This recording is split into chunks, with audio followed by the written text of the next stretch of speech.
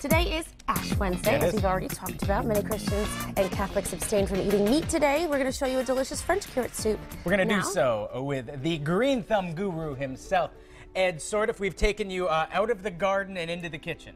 Yep, it's a natural progression for you. It is. If you watch any kind of vegetable gardening thing, they always end up in the kitchen somehow.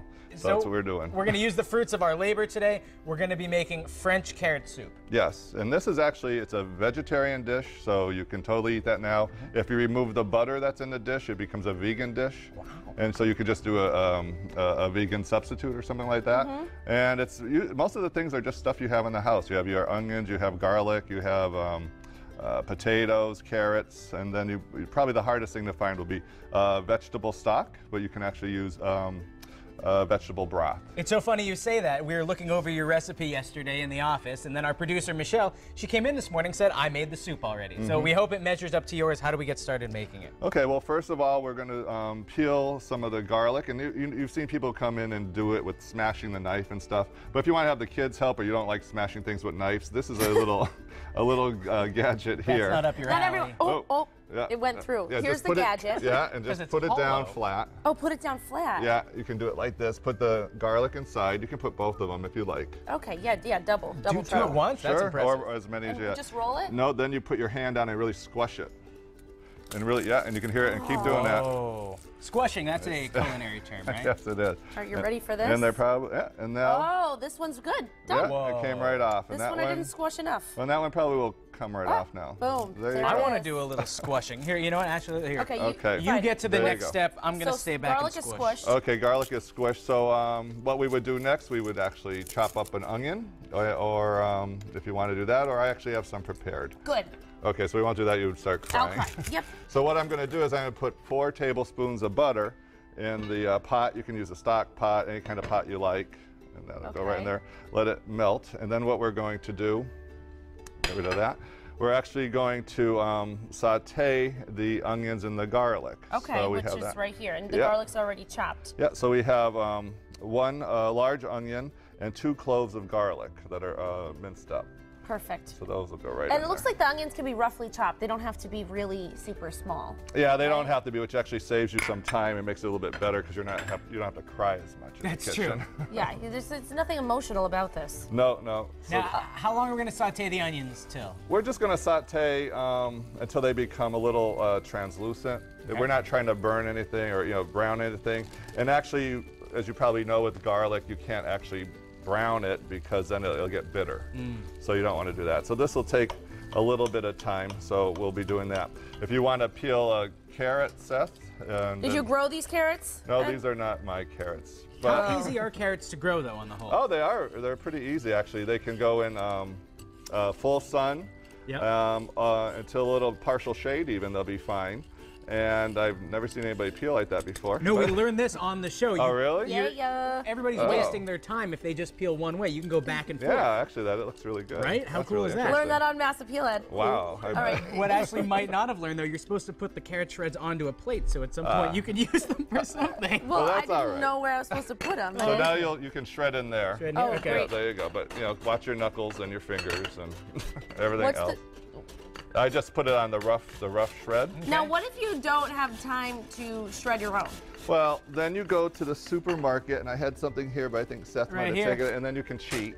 A little bag of carrots. And you can do that, and that's really very easy. But this is pretty simple and pretty easy. It goes pretty fast there. All right, so once we're done with that, what's the next step? Okay, so now say we have sauteed all this, and it's not really quite ready yet. But the next step would be to actually put the carrots in.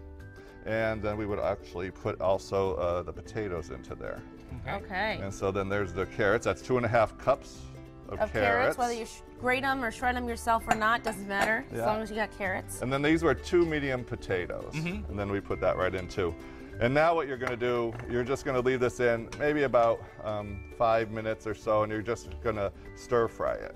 All right. And so you'll just keep going with that till that's stir-fried. Well then, Ed, this is a solid time to take a break. And later in the show, we're going to finish up the soup. But also, you're going to show us how we can keep these carrot tops growing all season long and make it into a plant, which is nice. A little thing for your window sill to get you through the winter. Nice.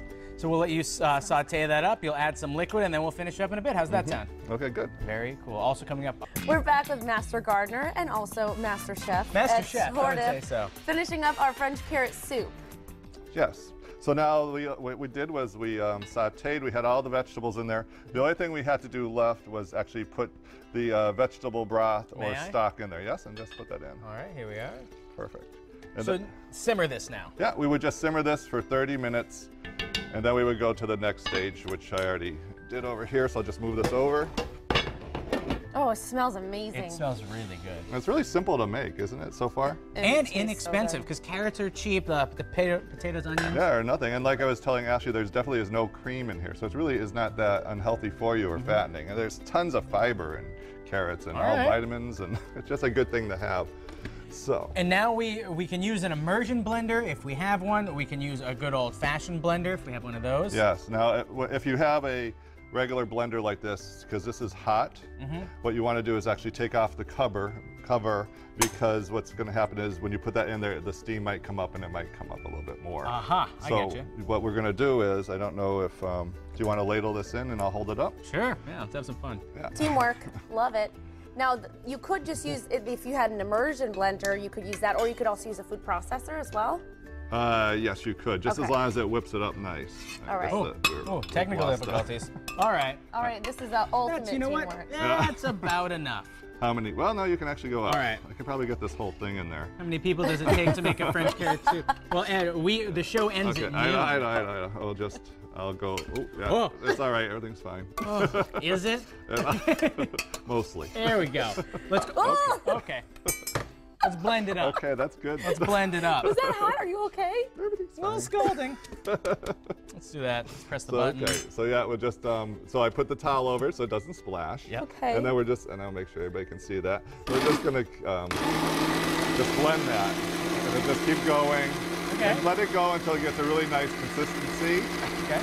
But for now, you want to... That's probably good for now. Because what we have is the grand finale. Oh, is you're fun. ready for that right away? So worth it. Because what you have to do with this is this is where you actually just add your spices. Okay. Like we would put that in here.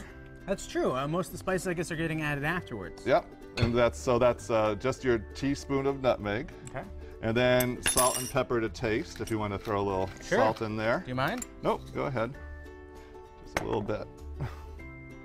And then this is where if you wanted to, you could add the tablespoon of brown sugar. I usually don't, but some people like it a little sweeter. And it really isn't a sweet thing. And so all you do is you're gonna just cover that, and then you're just gonna simmer it, bring it back up to heat, and it's ready to go. When you say back up to heat, do you mean back up to a boil or just... Back up to a little simmer, so it just everything melds together and it's understand. ready for eating then, so you don't have to. You know, it's funny because I've always found if I bring back up to boiling soups that I've blended, it really scalds the bottom of my pan. Yeah, you're gonna watch it, you're gonna be stirring it. It doesn't take more than a couple seconds, a few minutes. So now, would you like to try it? I would love to. Yes, now if you wanted to make a lot at once, just make it like a French carrot soup sundae, you could Sunday. Like on a Sunday? Day of the week. Okay, yeah. not like eat a delicious Not ice dessert. cream sundae. Okay. Sorry, thanks for clarifying. I just want to make sure everybody at home You could knows. freeze this. Yeah, so this is also a recipe that's easy to double and go on from that because it's very simple. And then you can freeze it. If you freeze it, then you reheat it. Sometimes it will break apart a little because there's no cream or anything like that in there.